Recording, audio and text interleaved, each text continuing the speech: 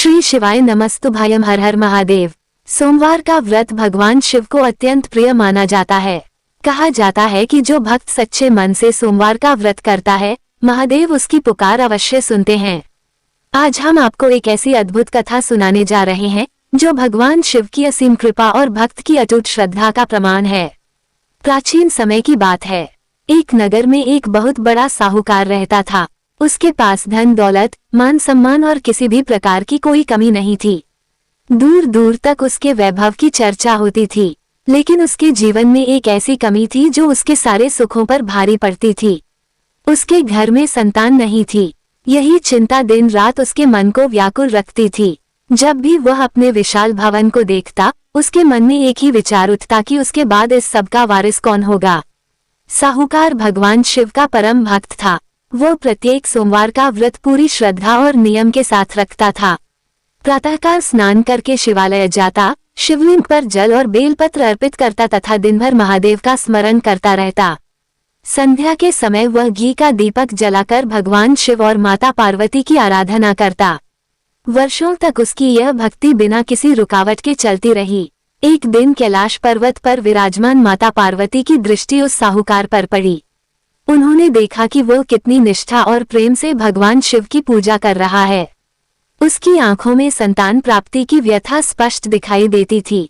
माता पार्वती का हृदय करुणा से भर उठा। उन्होंने भगवान शिव से कहा, हे प्रभु, यह आपका परम भक्त है। वर्षों से बिना किसी स्वार्थ के आपकी आराधना कर रहा है। इसके जीवन में केवल एक ही अभाव है। मुझे लगता है कि आपको इसकी मनोकामना अवश्य पूर्ण करनी चाहिए। भगवान शिव मुस्कुराए और बोले, हे देवी, ये संसार कर्मों का क्षेत्र है। यहाँ प्रत्येक जीव अपने कर्मों के अनुसार ही फल प्राप्त करता है। जैसे किसान खेत में जो बीज बोता है, समय आने पर वही फसल काटता है, उसी प्रकार मनुष्य भी अपने कर्मों का फल भोगता है। इस साहूकार के भाग्य में संतान सुख नहीं लिखा है, लेकिन माता पार्वती का हृदय उस भक्त की पीड़ा देखकर पिघल चुका था। उन्होंने पुनः विनम्रता से कहा, हे नाथ, मैं जानती हूँ कि कर्मों का विधान अटल है, लेकिन आपकी कृपा से असंभव भी संभव हो जाता है। यह आपका सच्चा भक्त है। इसकी वर्षों की तपस्या व्यर्थ नहीं जानी चाहिए। माता पार्वती के बार बार आग्रह करने पर अंततः भगवान शिव ने कहा, हे गौरी, तुम्हारी करुणा के कारण मैं इसे पुत्र प्राप्ति का वरदान देता हूँ। इसके घर पुत्र जन्म लेगा, लेकिन उसका जीवन अल्पकाल का होगा। वो केवल 12 वर्षों तक ही जीवित रहेगा। कुछ समय बाद भगवान शिव ने स्वप्न में साहूकार को दर्शन दिए। दिव्य प्रकाश से पूरा वातावरण जगमगा उठा। महादेव ने कहा, वत्स, तुम्हारी भक्ति से मैं प्रसन्न हूँ। शीघ्र ही तुम्हें पुत्र रत्न की प्राप्ति होगी, लेकिन याद रखो, उसका जीवन केवल 12 वर्षों तक ही रहेगा। स्वप्न टूटते ही साहूकार की आंखों से आंसू बहने लगे। एक और पुत्र प्राप्ति का सुख था, तो दूसरी ओर उसके अल्प जीवन का दुख। फिर भी उसने इसे भगवान की इच्छा मानकर स्वीकार कर लिया और पहले से भी अधिक श्रद्धा के साथ शिव आराधना में लग गया। कुछ समय बाद उसकी पत्नी गर्भवती हुई। पूरे परिवार में खुशी की लहर दौड़ गई। 9 महीने पूरे होने पर उसके घर एक अत्यंत सुंदर और तेजस्वी बालक का जन्म हुआ। पूरे नगर में उत्सव मनाया गया।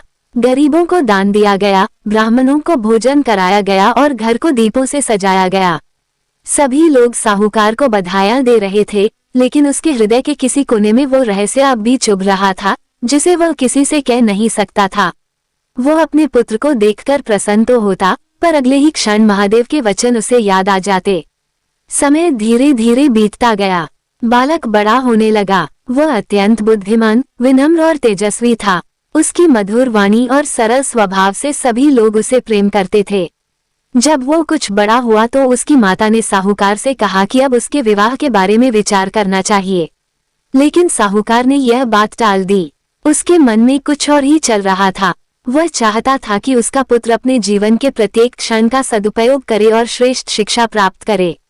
इसी विचार से उसने एक दिन अपने साले को बुलाया और उसे पर्याप्त धन देकर बालक को काशी ले जाकर शिक्षा दिलाने का निश्चय किया। साथ ही उसने एक विशेष बात भी कही कि यात्रा के दौरान जहां भी संभव हो, यज्ञ कराना, ब्राह्मणों को भोजन कराना और दान पुण्य करते हुए आगे बढ़ना। साहूकार का साला अपने भांजे को साथ लेकर काशी की ओर चल पड़ा। यात्रा के दौरान वे जहां भी रुकते, वहां यज्ञ करवाते ब्राह्मणों को भोजन कराते और जरूरतमंद लोगों को दान देते। साहूकार ने अपने पुत्र को यह नहीं बताया था कि उसके जीवन के बारे में भगवान शिव ने क्या भविष्यवाणी की थी। बालक भी निश्चिंत होकर अपने मामा के साथ आगे बढ़ रहा था। एक दिन यात्रा करते करते वे एक बड़े और समृद्ध राज्य में पहुंचे। उस समय पूरे नगर में उत्सव का वातावरण था। सड़कों को सजाया गया था, महलों में दीप जल रहे थे और चारों ओर शहनाइयों की मधुर ध्वनि सुनाई दे रही थी। पूछने पर पता चला कि उस राज्य की राजकुमारी का विवाह होने वाला है। लेकिन उस विवाह के पीछे एक बड़ा रहस्य छिपा हुआ था। जिस राजकुमार के साथ राजकुमारी का विवाह तय हुआ था, वह एक आंख से देख नहीं सकता था। दूल्हे के पिता को भय था कि यदि यह बात कन्या पक्ष को पता चल गई तो विवाह टूट जाएगा और पूरे राज्य में उनकी बदनामी होगी। इसी चिंता में डूबे हुए उनकी दृष्टि अचानक साहूकार के पुत्र पर पड़ी। साहूकार का पुत्र अत्यंत सुंदर, तेजस्वी और राजकुमार जैसा व्यक्तित्व रखने वाला था। उसे देखकर दूल्हे के पिता के मन में एक योजना आई। वे तुरंत उसके मामा के पास पहुंचे और विनम्रता से बोले, कुछ समय के लिए इस बालक को दूल्हे के वस्त्र पहनाकर घोड़े पर बैठा दीजिए। तोरण की रस्म पूरी हो जाएगी और किसी को कोई संदेह भी नहीं होगा। इसके बदले में आपको उचित सम्मान और धन दूंगा। मामा पहले तो संकोच में पड़ गए, लेकिन बहुत आग्रह करने पर वे तैयार हो गए। साहूकार के पुत्र को राजसी वस्त्र पहनाए गए, उसके सिर पर मुकुट सजाया गया और उसे घोड़े पर बैठाकर विवाह स्थल तक ले जाया गया। जब लोगों ने उसे देखा तो सभी उसकी प्रशंसा करने लगे। राजकुमारी के परिवार वाले भी उसे देखकर प्रसन्न हो गए। तोरण की रस्म संपन्न हो गई, लेकिन इसके बाद एक और समस्या सामने आ गई। दूल्हे के पिता को डर था कि यदि अब असली राजकुमार को सामने लाया गया तो सारा भेद खुल जाएगा। इसलिए उन्होंने साहूकार के पुत्र से अनुरोध किया कि वो विवाह की बाकी रस्में भी पूरी कर दे। बालक स्वभाव से सरल और दयालु था। उसने किसी के अपमान या अनिष्ट की भावना से नहीं, बल्कि परिस्थिति को देखकर उनकी सहायता करने के उद्देश्य से उनकी बात मान ली। विवाह की सभी रस्में पूरी हुई और अग्नि को साक्षी मानकर 7 फेरे भी संपन्न हो गए। राजकुमारी ने उसी बालक को अपना पति मान लिया। जब विवाह समाप्त हुआ और विदाई का समय निकट आया, तब साहूकार के पुत्र ने सोचा कि किसी निर्दोष कन्या के साथ छल नहीं होना चाहिए। उसने चुपके से राजकुमारी के वस्त्र के एक कोने पर एक संदेश लिख दिया। उसमें लिखा था कि जिनके साथ उसके फेरे हुए हैं वो वही युवक है, जबकि जिसे उसका पति बताया जा रहा है वह दूसरा व्यक्ति है। साथ ही उसने ये भी लिख दिया कि वह शिक्षा ग्रहण करने के लिए काशी जा रहा है। इसके बाद मामा और भांजा वहां से आगे बढ़ गए। कुछ समय बाद जब राजकुमारी ने वो संदेश पढ़ा तो वह आश्चर्यचकित रह गई। उसे पूरी सच्चाई समझ में आ गई। विदाई के समय उसने जाने से इनकार कर दिया। जब उसके पिता ने कारण पूछा तो उसने वह संदेश उन्हें दिखा दिया। राजा ये पढ़कर स्तब्ध रह गए। उन्होंने तुरंत दूल्हे के पिता से जवाब मांगा। अब सच्चाई छिपाना संभव नहीं था। मजबूर होकर उन्होंने सारी बात स्वीकार कर ली। ये सुनकर राजा क्रोधित हो गए और उन्होंने अपनी पुत्री को उनके साथ भेजने से साफ इनकार कर दिया। राजकुमारी भी दृढ़ता से बोली कि वो उसी युवक को अपना पति मानेगी जिसके साथ उसके फेरे हुए हैं। उधर इन घटनाओं से अनजान साहूकार का पुत्र अपने मामा के साथ काशी पहुंच गया। वहां उसने विद्वान आचार्यों के सानिध्य में शिक्षा प्राप्त करनी शुरू कर दी। उसकी बुद्धि इतनी तीव्र थी कि थोड़े ही समय में वह सबका प्रिय शिष्य बन गया। मामा भी अपने जीजा की आज्ञा के अनुसार समय समय पर यज्ञ करवाते, दान देते और ब्राह्मणों को भोजन कराते रहते। देखते ही देखते वर्ष बीतने लगे। बालक की आयु बढ़ती गई और वह ज्ञान, विनम्रता तथा सद्गुणों में निरंतर आगे बढ़ता रहा। लेकिन नियति अपने समय की प्रतीक्षा कर रही थी।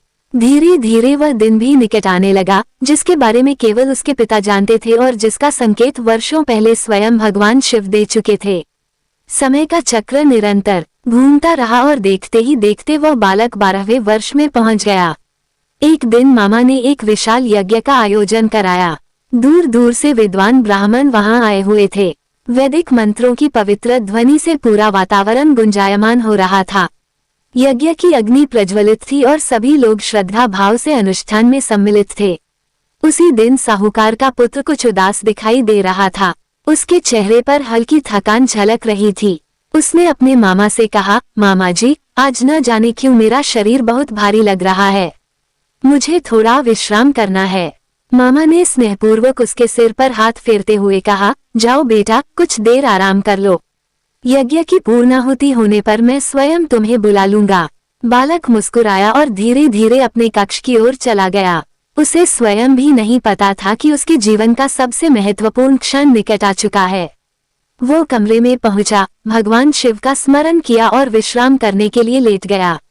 कुछ ही क्षणों बाद उसकी सांसें थम गईं और उसका शरीर निश्चल हो गया। इधर यज्ञ अपने अंतिम चरण में था। मामा पूरी श्रद्धा से अनुष्ठान संपन्न करवा रहे थे।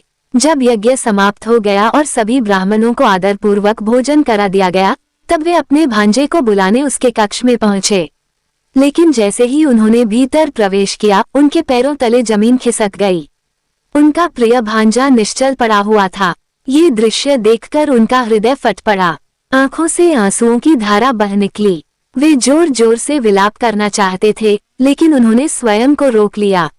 उन्हें याद था कि अधूरे यज्ञ का फल नष्ट हो जाता है और साहूकार ने भी उनसे धर्म के मार्ग पर चलने का वचन लिया था। इसलिए उन्होंने पहले अपने सभी धार्मिक कर्तव्य पूरे किए और उसके बाद अपने भांजे के पास बैठकर फूट फूट कर रोने लगे। उनके करुण विलाप से वातावरण शोकमय हो गया। उसी समय संयोगवश भगवान शिव और माता पार्वती उस मार्ग से गुजर रहे थे। माता पार्वती के कानों में रोने की आवाज पड़ी तो उनका हृदय द्रवित हो उठा। उन्होंने भगवान शिव से कहा, प्रभु, किसी के दुख की पुकार सुनाई दे रही है। आइए देखें कि कौन इतनी वेदना में है। दोनों वहां पहुंचे। माता पार्वती ने जब उस मृत बालक को देखा तो तुरंत पहचान लिया। ये वही साहूकार का पुत्र था जिसे भगवान शिव ने अपने वरदान से जन्म दिया था। उसकी शांत मुखाकृति देखकर माता पार्वती की आंखें भर आईं। उन्होंने करुण स्वर में कहा, हे महादेव, ये वही बालक है जिसके लिए उस साहूकार ने वर्षों तक आपकी उपासना की थी। इसके माता पिता ने कितनी आशाओं से इसका पालन पोषण किया होगा। यदि इसकी मृत्यु का समाचार उन्हें मिलेगा तो उनका जीवन अंधकार से भर जाएगा। भगवान शिव शांत भाव से सब कुछ देख रहे थे। वे जानते थे कि यह सब समय और कर्म के विधान के अनुसार हुआ है। लेकिन माता पार्वती का हृदय उस बालक की दशा देखकर पिघल चुका था। उन्होंने पुनः विनती करते हुए कहा, हे नाथ, आपकी कृपा से मृत्युलोक के असंख्य जीवों का कल्याण होता है। यदि आप चाहें तो इस बालक को नया जीवन मिल सकता है। उस भक्त की श्रद्धा और भक्ति को स्मरण कीजिए जिसने वर्षों तक आपके चरणों में अपना मन अर्पित किया है। माता पार्वती के करुणापूर्ण शब्दों ने वातावरण को भावुक बना दिया। भगवान शिव ने उस बालक की ओर देखा। फिर उन्होंने अपनी दिव्य दृष्टि से उसके समस्त जीवन और उसके माता पिता की पीड़ा को देखा। अंततः भोलेनाथ का हृदय भी करुणा से भर उठा। उन्होंने अपने कमंडल से पवित्र जल लिया और बालक के शरीर पर छिड़कते हुए उसे जीवन प्रदान करने का संकल्प किया।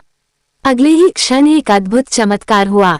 जो बालक कुछ समय पहले निश्चल पड़ा था, उसके शरीर में फिर से चेतना का संचार होने लगा। उसकी उंगलियां हिली, सांसें चलने लगी और धीरे धीरे उसने अपनी आंखें खोल दी। जब मामा ने ये दृश्य देखा तो उनकी खुशी का ठिकाना नहीं रहा।